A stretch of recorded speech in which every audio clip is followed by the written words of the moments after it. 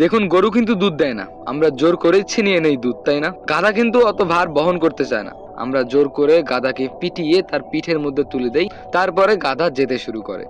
দেখুন, বনের বাঘও কিন্তু দুধ দেয়। আমরা কি ভুলেও দেখতে চাই যে বাঘ দুধ দেয় কি দেয় না? সিংহ কিন্তু একটা প্রাণী, তবে আমরা সিংহের উপর কোনো ভারী জিনিস চাপিয়ে দেই না। কিন্তু তারপরেও এই গরু বা এই গাধাদেরকে দিয়ে যে আমাদের এত উপকার হচ্ছে, তারপরেও কিন্তু দিন শেষে এদের নামটা বোকা বোকা নাম, তাই না? এই যে গরু, এটা এক ধরনের গালি। আমরা যাকে তাকে গালি দেই, গরু বলে, গাধা বলে গালি দেই। গাধারা অলস, মানে এই ধরনের একটা গালি বুঝায়, তাই না? কিন্তু তারা আমাদের অনেক উপকার করতেছে। আর বনের বাঘ সিংহ কিন্তু আমাদের কোনো উপকার করতেছে না, বরঞ্চ আমরা যদি তাদের সামনে যাই, তারা কিন্তু আমাদেরকে এক গাছে খেয়ে ফেলবে। তারপরেও আমরা শুধু তাদের নামে প্রশংসা করি। সিংহ বনের রাজা, বাঘের মতো হিংস্র কোনো প্রাণী নেই, শুধু আমরা সুনামি করে গিয়েছি, তাই না?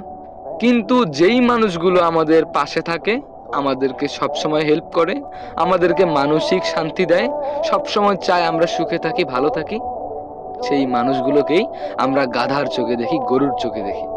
যেই মানুষগুলো আমাদের পাশে থাকে, দিন শেষে আমরা তাদেরকেই ভুলে যাই। আর যেই মানুষগুলো একটু মিথ্যে আশা দেয়, যেই মানুষগুলো একটু মিথ্যে কথা সুন্দরভাবে গুছিয়ে বলে, সেই মানুষগুলোকে আমরা মাথায় করে রাখি।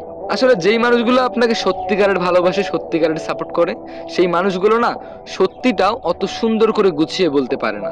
আর এই পুরো গল্পটা কিন্তু গরু আর গাধা বা সিংহ বাঘকে নিয়ে ছিল না, এটা ছিল আমাদের মানুষকে নিয়ে। আমরা শুধু তেলে মাথায় তেল দিতে জানি, জটা চুলের হাল কিন্তু আমরা কেউ বুঝতে জানি না।